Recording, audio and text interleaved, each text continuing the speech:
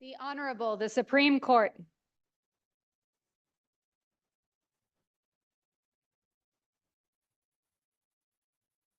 And good afternoon, everybody. Thanks very much. Please be seated. And when you're ready, please call the case. Good afternoon, Your Honors. The matter before the court this afternoon is the case entitled In Re Petition of Otter Creek Solar LLC, case number 24 AP 374. Representing the appellant, Otter Creek Solar LLC, is Michael Malone, who is appearing by remote video. Representing the appellee, Vermont Department of Public Service, is Ben Civiletti.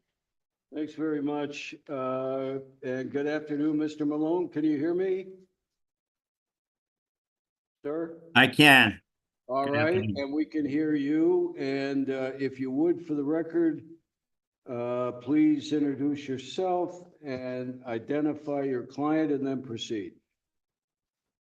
Yes, I am Michael Malone, and I am representing the appellant, Otter Creek Solar LLC. Thank you. First, I'd like to start by apologizing for my mix-up this morning and for this court to allow me to appear remotely. Trust me when I say I'd much rather be up in Vermont in front of all of you. It's a privilege for me to be able to speak in front of this court and share my views, my perspective, and my arguments in this case. It's also a tremendous privilege to do business in Vermont. I went to college there, I own property there, and I've been developing renewable energy projects in Vermont for well over a decade. One thing that is not always pleasant for any of us to hear in Vermont, but is still undeniable, is that Vermont is a very difficult place to do business. CNBC's 2025 rankings for the top states to do business in has Vermont coming in at number 38. Renewable energy development is particularly challenging. There was an article just yesterday in 7 Days explaining that SunCommon, the state's largest solar installer, is starting to transfer its business out of the state because of the high permitting costs there. This project before the court today could be viewed as a case study on the difficulties associated with developing renewables in Vermont, and in particular, how the term investment-backed expectations doesn't seem to apply there. That is a term you're going to hear me say a lot today. 7 years ago, we responded to an RFP introducing the PUC to our Warner Solar project. The terms of that RFP require the applicants to demonstrate that their project doesn't run afoul of the single plant test. The commission describes this process as a screening mechanism because they don't want to award projects that run afoul of the single plant test. It's simple enough. We disclosed in the RFP through a site plan that the Warner project would interconnect on Rice Lane. And during the time that RFP was pending, our other project at issue here, Battle Creek, which is also interconnected along Rice Lane, was awarded a CPG. A month after Battle Creek was awarded that CPG, Warner was awarded a standard offer contract, or PPA, at which point we were under the impression that the single plant test was over. Especially so because not every project that was part of that RFP did pass the test. One third-party project known as the Heartland project was kicked out for violating the single plant test. So when we passed the screening mechanism, that should have been the end of the single plant analysis in this case. The investment-backed expectation at this stage of the development was that we were good to go. And we proceeded to invest hundreds of thousands of dollars into developing the Warner Solar project. Now, the department will say, no, at that early stage, it's impossible to tell whether a project really satisfies the single plant test. And that's not true for 3 reasons. First, as part of the screening process, the commission can solicit any additional information that they need at the time before making a judgment as to whether or not to award a PPA. Second, our interconnection plan, in this case, hasn't changed in 7 years. In other words, the commission denied the Warner project based on the shared interconnection line on Rice Lane, which was the same interconnection line that it saw 7 years ago. 1 month after it had awarded Battle Creek a CPG. Third, the only reason it would be impossible for the PUC to make a determination at the RFP stage was if the PUC subsequently changed the applicable single plant test, which is exactly what happened to us here. When we submitted the project in 2018, the PUC looked no further than the point of interconnection. And then 3 years later, in the wake of this court's Willow Road decision, the scope of that analysis went far beyond that initial point of interconnection. So through no fault of the petitioner, the applicable legal context changed. Now, if the applicable legal context changes in any other land use setting, the applicant has vested rights in the law at the time of the filing of the petition. And again, this is to protect investment-backed expectations. So the first two issues before this court to decide, among admittedly many, is number one, should the PUC have ever been allowed to engage in a second round of the single plant test after it had already made the determination in the RFP docket? And the second question is the appellant entitled to vested rights at the time of its filing of its CPG petition with respect to which version of the single plant test should apply? The third issue for this court relates to GMP's involvement in these proceedings. In 2023, GMP came in on their own accord and determined that the single phase lines in the immediate area of the Warner project needed to be upgraded for safety reasons. At this point, and this is critical, the appellant's interconnection plans that were pending before the PUC were superseded by GMP's plans. No longer was the developer funding a new line that could connect to another line that its affiliate had previously built. Rather, it was simply tying into a newly created GMP line. The previously built interconnection line for Battle Creek was no longer a necessary component of Warner's interconnection. Because of GMP's intervention in the proceedings, the but-for test of the Portland Street case was no longer satisfied because that portion of the line previously built by Battle Creek was no longer necessary to interconnect Warner. What's more, from a logical and equitable perspective, is that the petitioner has absolutely no control over what Green Mountain Power does. Yet the PUC is looking at GMP's independent action that has nothing to do with the solar facilities in the area and using that GMP action to determine that the Battle Creek and Warner facilities are one single plant. What can any petitioner possibly do about that? The next point I'd like to make concerns the latest iteration of the single plant test, which the PUC announced in the Global Foundries case. In that case, the PUC introduced an entirely new and less restrictive version of the single plant test, but in the context of the Tier 2 program. So the same word, plant, in the same statute, 30 VSA 8002-18, means two different things depending on whether the developer is building a Tier 2 project or a standard offer project. Well, let me interrupt you there.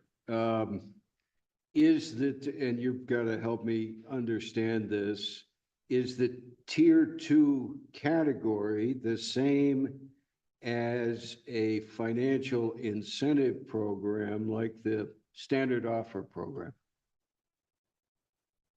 No, the Tier 2, from my understanding, is just a requirement that's placed on utilities to have a certain percentage of their electricity acquired through renewables. Well, so, doesn't that distinction count?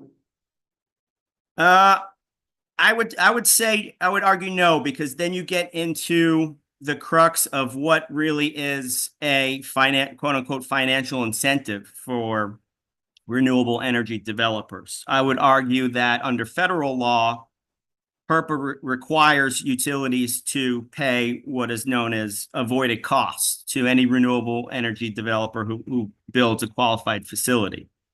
I think the PPA prices that were offered under that standard offer program and the PPA which Warner Solar has is absolutely in line with quote unquote avoided costs under PURPA. So when I hear the words financial incentive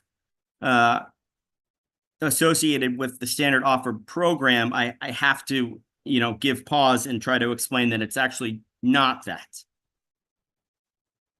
So you're saying this standard offer program is not a financial incentive program? That's exactly what I'm arguing. I think DPS would argue otherwise. Right. But again, I think it's a federal obligation. It's Vermont implementing what is required to do under PURPA. Okay, thanks.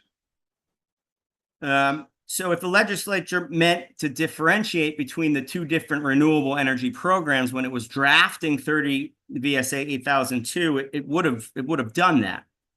What's even more troubling is that the PUC is attempting to defend their decision by Appellant has 5 minutes remaining.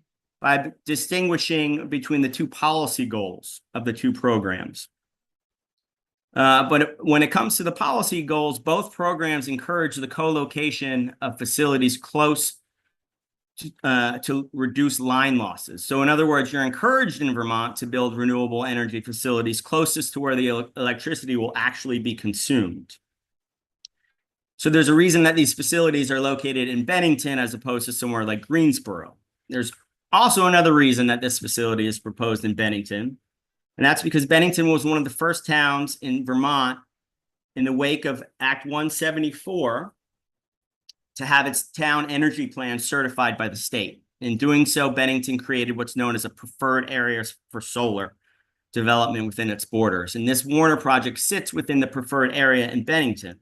So if the PUC wants to inform its single plant analysis with policy goals, it should start there and respect what Bennington has said about the appropriateness of developing solar at this particular site. So unless there's any more questions, I'll reserve the rest of my time for rebuttal. Okay, thanks. I don't see any hands, so we'll turn to counsel for the appellee, please. And for the record, if you would introduce yourself, identify your client, and then proceed. Thank you, Mr. Chief Justice, and may it please the court. My name is Ben Civiletti. I represent the Vermont Department of Public Service in this matter. Thank you. The Vermont Public Utility Commission has consistently employed the single plant analysis to implement the statutory definition of plant under 30 VSA section 8002-18 and to effectuate the intent and purpose behind the law. That is to ensure that the benefits of state incentive programs are reserved for renewable energy plants that actually meet the size-based eligibility requirements of those programs and to prevent attempts to circumvent those requirements. The fact-specific nature of the single plant inquiry demands a case-by-case approach, enabling a full consideration of the relevant evidence. In this case, Warner Solar was proposed as a standard offer facility to be located between two other standard offer facilities developed by appellant or its affiliates. Of those facilities, Battle Creek and Stark Solar have already received certificates of public good. Warner Solar was proposed to be sited adjacent to Battle Creek, and the commission closely examined the relationship between the two facilities, finding that they would be a single plant under the two-pronged tests endorsed by this court in Portland Street. Okay, now there's an argument here that Global Foundries created a new test, or at least modified the prior test, and that Otter Creek is entitled to rely on that change. What is your comment to that? Yes, thank you.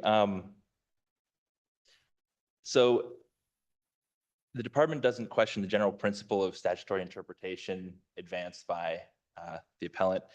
However, the issue is more complicated when you consider an agency tasked with implementing different statutory schemes with different goals under the same definition. And it seems that the issue is most relevant to the case where the alternate interpretation is found, and that is Global Foundries, which is not on appeal here. The real question is whether the commission was arbitrary, unreasonable, or discriminatory in distinguishing that case, which was a declaratory ruling based on specific facts and expressly limited to those facts? And was it appropriate to instead adhere to the established analysis for standard offer and net metering projects as affirmed by this court? I think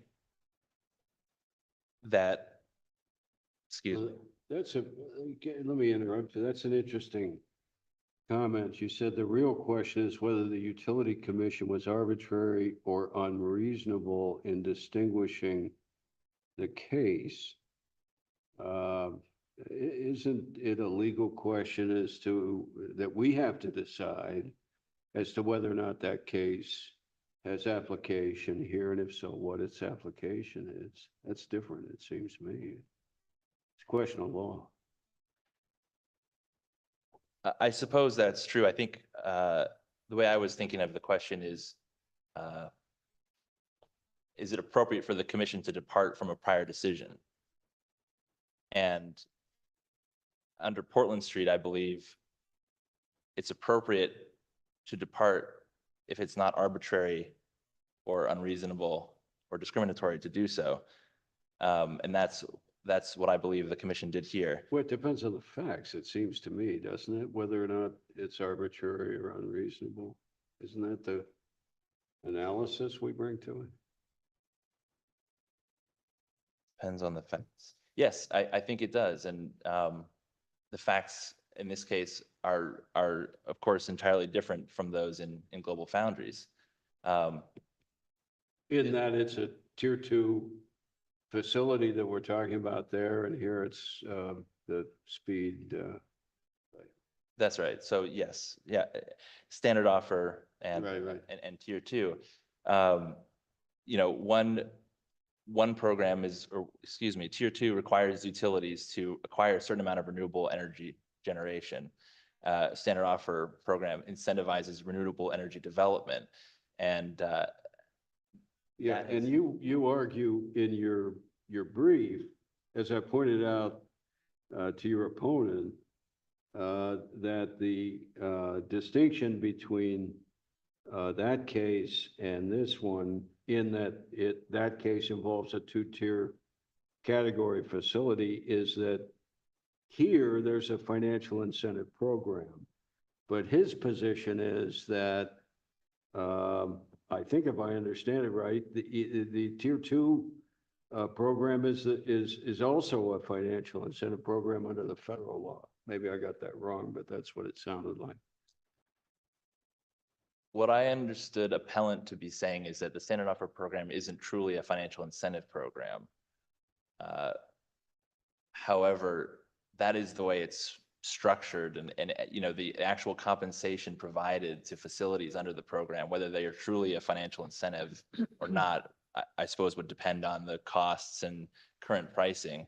But that's the intent of the program, is to incentivize renewable energy development. So I think that's the distinction, as opposed to a requirement for utilities to obtain renewable energy generation. And in the case of Global Foundries, it was a very unique situation. There's a utility that has one industrial customer, and it's Dedicated to its Global service Foundries. territory. Yeah. Yes, is limited to this small amount of property, where it's just really there's no territory to distribute generation out to, and so that's a practical limitation.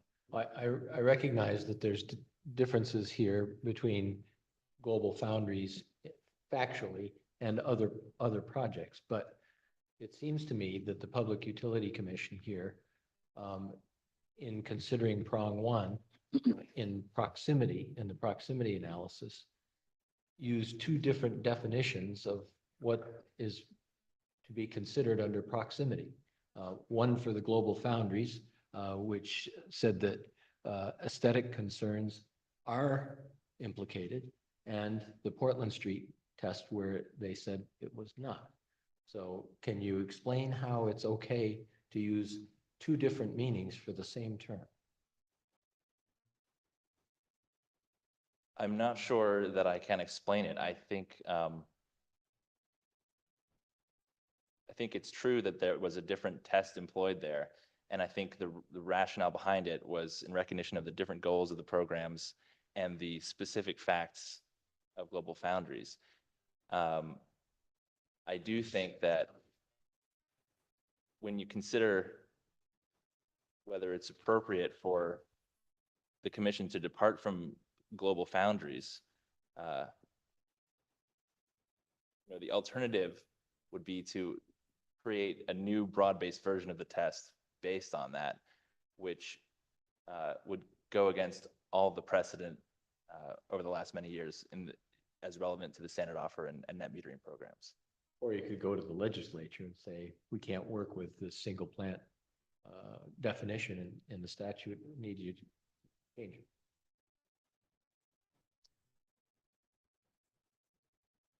Certainly that's something that could be done. Yeah, I suppose that the way the department looks at this is that Global Foundries was sort of a very distinct declaratory ruling, and it was expressly limited to that. And there was no indication that the analysis for the standard offer program or net metering programs would change. Well, Mr. Civiletti, is it exclusive to, in your analysis, to Global Foundries because that was more a vested right? And rather than using a vested right to extend a particular interpretation of a statute, is that your argument that appellant is trying to do, or a statutory definition? I'm sorry, could you repeat the Yeah, question? sure. So Global Foundries, you said was unique, right? The fact pattern there was very specific. And does that have anything to do with vested rights that may have been decided in the Global Foundries case? And trying to use Global Foundries to extend or a particular interpretation of a statutory definition in this case under the statute. Does that make sense to you? I guess I'm not aware of any vested right implications with respect to Global Foundries in this case. I think Global Foundries was decided fairly recently. What guidance would an applicant have when you've got conflicting decisions like that? If an attorney was giving advice to a client, or if a person was making an application to try to get some certainty into this, how would they do that? I think you refer to all of the precedent on the single plant analysis with respect to the standard offer program, I mean, as relevant to this case, which is a clear two-step analysis that focuses on, whether the project is, whether the two facilities are the same project, and then whether they share equipment and infrastructure.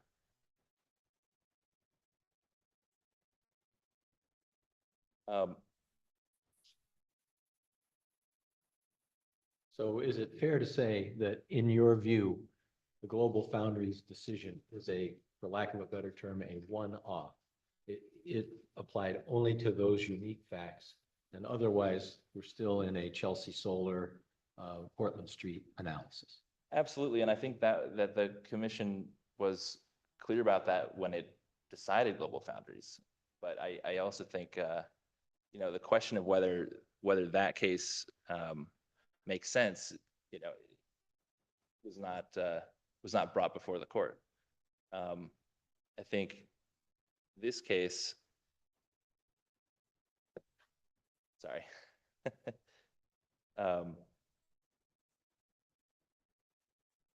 I think that this case is in line factually and in terms of policy with all the precedent relating to standard offer and net metering single plant projects.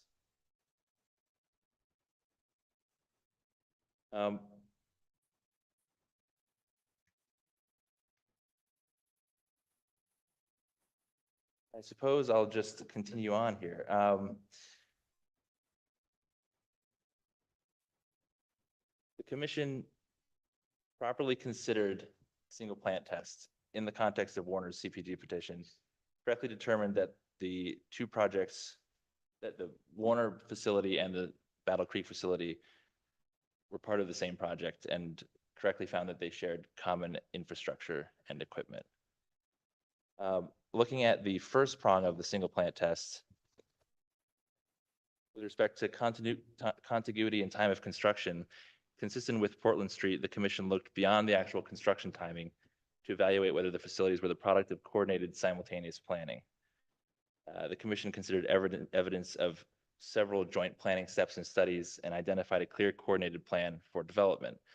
The commission also found the facilities were proximate based on a totality of factors, including distance, size, and scale of the facilities. Common ownership, as the appellant notes, the department will not argue that ALCO currently has title to the Battle Creek facility. Yet in every aspect relevant to the broader single plant question, that is whether the facilities are genuinely independent projects, the commission found that ALCO exercised common ownership and held the facilities in common control and interest. Looking at the same elements evaluated in Portland Street, the commission found that ALCO or its subsidiaries owned the sites, owned the entities developing and operating the facilities, arranged the project financing, and leased the sites. In short, the facilities were proposed, designed, developed, and operated by a single entity. The commission's findings and conclusions are supported by the record and consider the appropriate elements while furthering the statutory intent of limiting the benefits of the standard offer program to genuinely independent projects. As to shared infrastructure and equipment, the record is clear that Warner Solar, as proposed, would rely on the Battle Creek line upgrade.